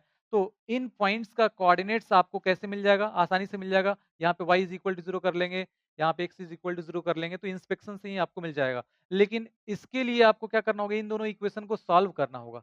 तो सॉल्व करके आपको कॉर्नर पॉइंट्स के कोऑर्डिनेट फाइंड कर लेने हैं।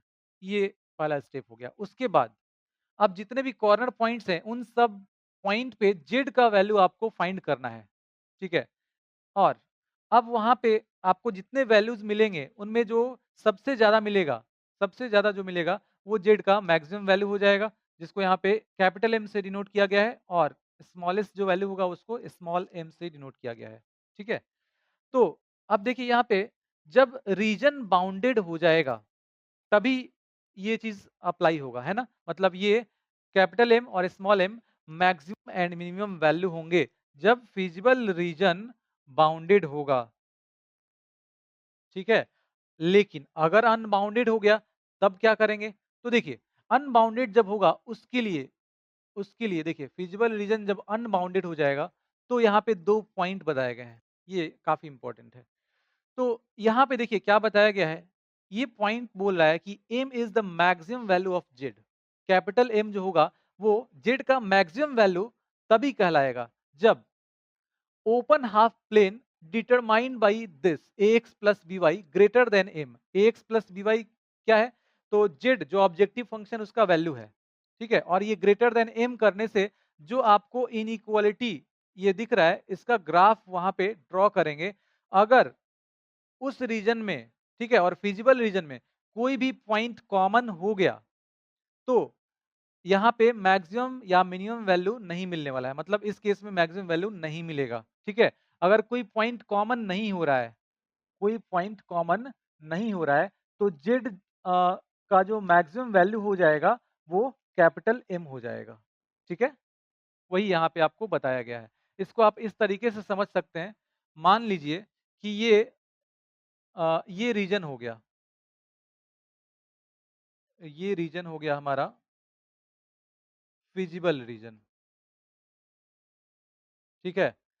तो यहाँ पे जो ये लाइन है z is equal to, sorry यहाँ पे लिख देते हैं इसको, z is equal to a x plus b Y.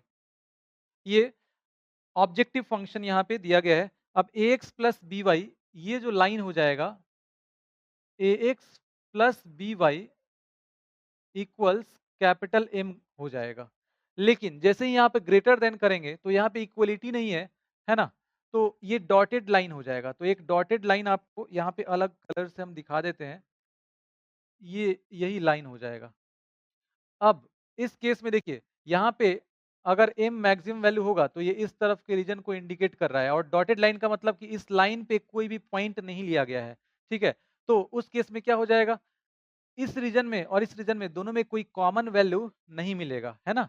क्योंकि इस लाइन पे जो पॉइंट्स हैं वो इस वाले रीजन में जो ax plus b y greater than m है, ये जो इंडिकेट कर रहा है उसमें नहीं आएगा, क्योंकि ये डॉटेड लाइन से यहाँ पे दिखाने का मतलब कि उस लाइन पे कोई पॉइंट नहीं लिया गया है। तो दोनों में जब कोई कॉमन पॉइंट नहीं मिल रहा है तो उस केस में m जो होगा वो मैक्सिमम वैल्यू हो जाएगा। m यहाँ पे क्या हो जाएगा, मैक्सिमम वैल्यू हो जाएगा। ठीक है? अदरवाइज अगर कोई भी पॉइंट कॉमन हो गया तो यहाँ पे मैक्सिमम वैल्यू नहीं मिलने वाला है। ठीक है? इसी तरह से मिनिमम वैल्यू के लिए दिया गया है यहाँ पे m जो होगा small m minimum value of z कब होगा, जब ax plus b y less than m और जो फिजिबल रीजन है उसमें कोई कॉमन पॉइंट नहीं होगा, तब ये मिनिमम वैल्यू हो जाएगा। अदरवाइज मिनिमम वैल्यू यहाँ पे एग्जिस्ट नहीं करेगा। ठीक है? तो ये काफी इंपॉर्टेंट है, इसको थोड़ा अच्छे से समझिएगा। चलिए, तो अब यहाँ पे एक क्वेश्चन है। देखिए, यहाँ पे फिजिबल रीजन पूछा गया है, तो क्लियर दिख रहा है ये फिजिबल रीजन है ना? ये जो शेडेड रीजन दिख रहा है यहाँ पे ये फिजिबल रीजन हो गया। तो ये हो गया ए, बी, सी, मतलब सेकंड ऑप्शन यहाँ पे करेक्ट हो जाएगा। इसके बाद इस क्वेश्चन में देखिए जेड का वैल्यू दिया गया है, एक कॉन्स्टेंट्स यहाँ पे दिए गए हैं, तो मैक्सिमम वैल्यू ऑफ जेड पूछा गया है। इसके लिए आपको क्या करना होगा, यहाँ पे सबसे पहले x प्लस वाई इक्वल्स 10, ये एक लाइन ड्रॉ कर लेना होगा। x plus y equals 10। इसके बाद ये पॉइंट हो जाएगा 10 कॉमा 0, और ये पॉइंट हो जाएगा 0 कॉमा 10। इसके बाद देखिए x greater than equal to 0, y greater than equal to 0, तो ये बोल रहा है कि x greater than equal to 0 और ये y greater than equal to 0। अब इसमें पुट करेंगे 0 0, ये पॉइंट है 0 0 ऑरिजिन। तो ये लाइन जो है इस प्लेन को दो पार्ट में डिवाइड कर रहा है, एक ये पार्ट हो गया, दूसरा ये पार्ट हो गया। तो इस तरफ का रीजन होगा या इस तरफ का, ये कैसे डिसाइड करेंगे, तो एक पॉइंट इस तरफ का पुट करते हैं, और 0 0 आसान होगा यहाँ पे, तो 0 0 पुट कर लेंगे। लेस देन इक्वल टू 10, ये बिल्कुल सही रिजल्ट दे रहा है। मतलब ये इस तरफ इंडिकेट करेगा।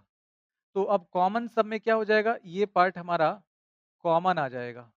तो ये पार्ट कॉमन हो गया, तो ये फिजिबल रीजन हो गया। और अब ये कॉर्नर पॉइंट्स हो गए, इन पे आपको वैल्यू फाइंड करना है जेड का। तो यहाँ पे ये कॉर्नर पॉइंट्स हो गए और जेड इज इक्वल टू दिया गया है 4x प्लस 3y। तो 0 0 पे इसका वैल्यू मिल जाएगा 0। इसके बाद 10,0 पे इसका वैल्यू मिल जाएगा 40 और 0,10 पे इसका वैल्यू मिल जाएगा 30। तो ये मैक्सिमम हो जाएगा, मतलब मैक्सिमम वैल्यू हो जाएगा 40। देखिए ये करेक्ट हो जाएगा। ठीक है, तो इस तरह से हम लोग पूरा जो भी चैप्टर था अपना, टोटल 7 चैप्टर्स है ना, इन 2 वीडियोस में पूरा रिवाइज कर चुके हैं। तो इन वीडियोस को आप अगर एक बार में आपको लग रहा है नहीं देख पाए, तो आप उसको 2 पार्ट में करके भी देख सकते हैं। अच्छे से देखिए, जो पॉइंट आपको लगे कि नोट करना है उसको नोट कीजिए। ठीक है, एग्जामिनेशन से पहले भी आपको ये वीडियो काफ़ी हेल्प करने वाला है। ठीक है, कम समय में आपको पूरा चैप्टर रिवाइज करना है तो आप कर सकते हैं। बाकी आप वीडियो देखते समय आप नोट्स बनाइए, उनको भी यूज़ कर सकते हैं।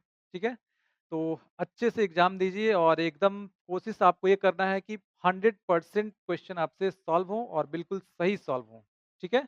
आप सबको एग्ज़ाम के लिए बहुत सारी शुभकामनाएँ, बहुत अच्छा कीजिए आप लोग। और हम लोगों की तरफ से जो प्रयास किया गया उससे अगर ज़रा-सा भी फ़ायदा होता है तो आप लोग कमेंट करके ज़रूर बताइएगा। तो मिलते हैं फिर नेक्स्ट वीडियो में। Thank you, all the best.